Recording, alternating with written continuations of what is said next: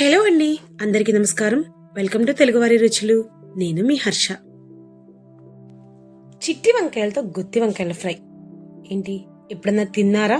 తినే ఉంటారులే, కానీ మీరు తిన్నది గుత్తి వంకాయ గ్రేవీ కర్రీ.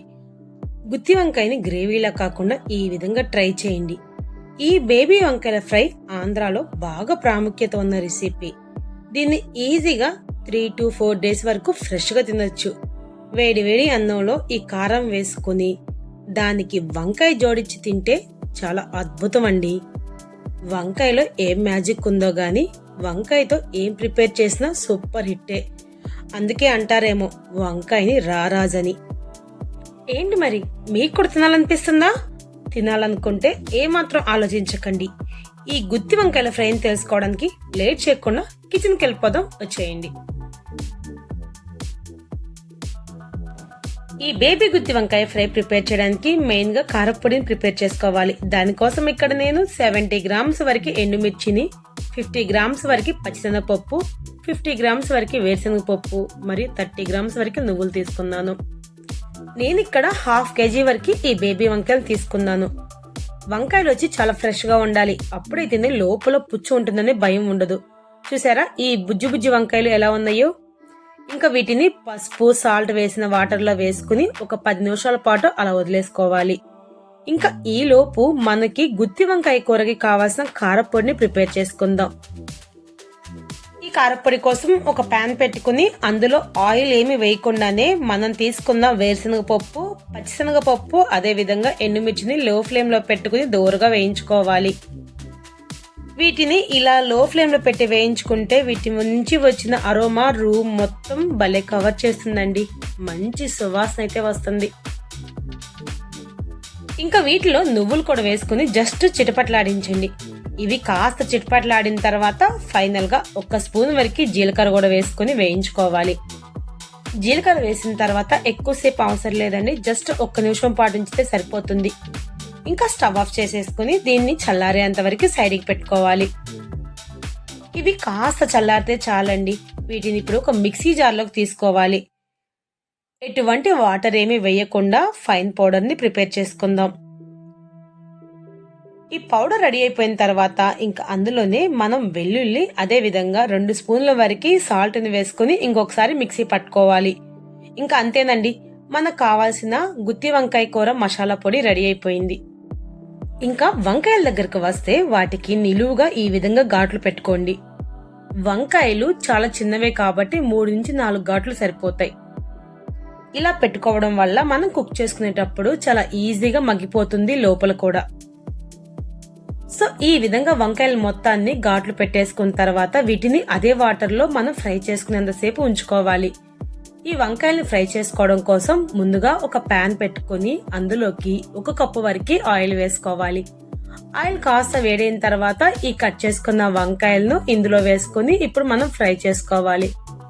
లో ఫ్లేమ్ లో పెట్టుకుని కుక్ చేసుకుంటా ఉంటే బయట లోపల పోర్షన్ మంచిగా కుక్ అవుతుంది. మనం తీసుకుంది బేబీ వంకాయలే కాబట్టి మనకి కుక్ అవడం కోసం ఎక్కువ టైం ఏం పట్టదండి, చాలా తక్కువ టైంలోనే వంకాయలు మగ్గిపోతాయి. సో ఈ విధంగా అటు ఇటు తిప్పుకుంటే మనకి అన్ని సైడ్స్ కూడా సేమ్ కలర్ లో ఫ్రై అవుతుంది. ఇంకా ఆల్మోస్ట్ మనకి ఈ కలర్ వస్తే సరిపోతుందండి. ఇంకా ఈ కలర్ వచ్చిన తర్వాత ఈ వంకాయలను ఆయిల్ నుంచి సపరేట్ చేసుకుని ఒక బౌల్లోకి అయితే తీసుకోవాలి.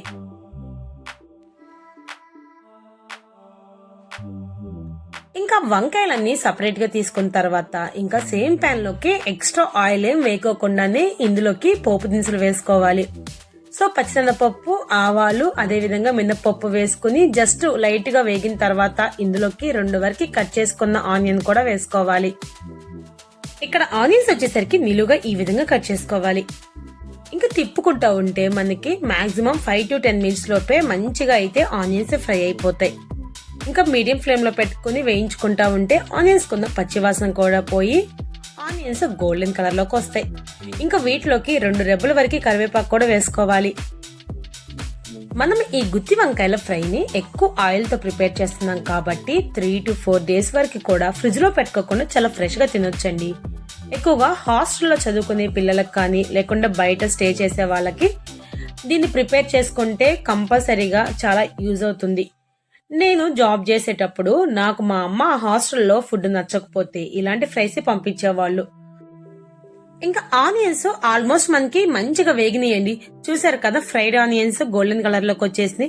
ఇప్పుడు మనం ప్రిపేర్ చేసుకున్న కారపొడిని కూడా ఇందులోకి వేసుకోవాలి.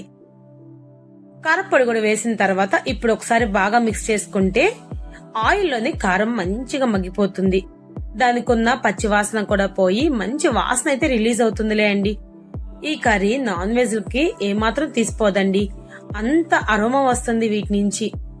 ఇంకా కారపొడి కూడా కలర్ మారుతున్నప్పుడు మనం ఫ్రై చేసి పెట్టుకున్న వంకాయలను కూడా ఇందులో వేసుకుని కలుపుకోవాలి. ఇలా వేసుకున్న తర్వాత 1-2 నిమిషాల పాటు మీడియం ఫ్లేమ్ లోనే ఉంచుకోండి. అప్పుడైతేనే ఈ వంకాయలకి ఈ కారం బాగా పడుతుంది.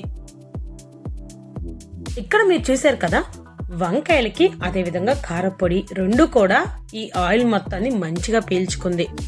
అదే విధంగా వంకాయలకు కూడా కారం బాగా పట్టేసిందండి.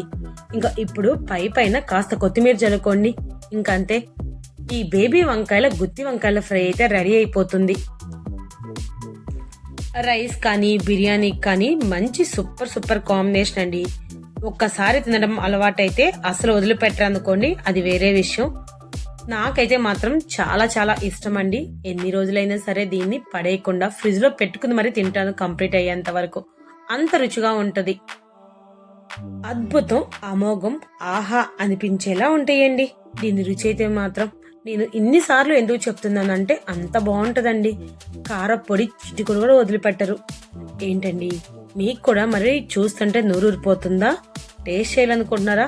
టేస్ట్ చేయాలనుకుంటే పెద్ద కష్టమేం కాదు కదండి, చాలా ఈజీగానే ప్రిపేర్ చేసుకోవచ్చు. కాబట్టి ఈసారి మార్కెట్కి వెళ్ళినప్పుడు ఇలాంటి వంకాయలు తీసుకొచ్చి కంపల్సరీగా ట్రై చేసుకోండి.